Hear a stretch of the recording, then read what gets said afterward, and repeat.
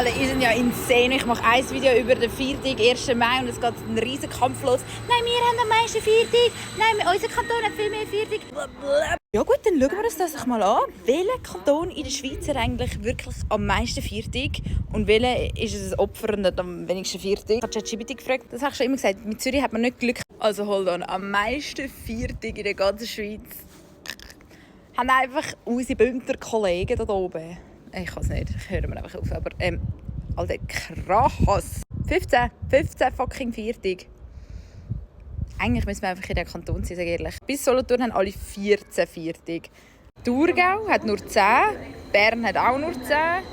Grundsätzlich, katholische Kantone haben mehr Viertag, weil es halt einfach meistens religiös bedingte Viertag sind. Sorry, ich bin am Bahnhof. Zürich kommt einfach als fast letzter Platz, Alter. Zürich, dann kommt Basel-Stadt und Basel-Land haben 9 und es geht noch weiter. Watt 9, Wallis 9, Genf 9. Und jetzt die letzten, die wirklich mit 8 am wenigsten Viertag haben. Jura.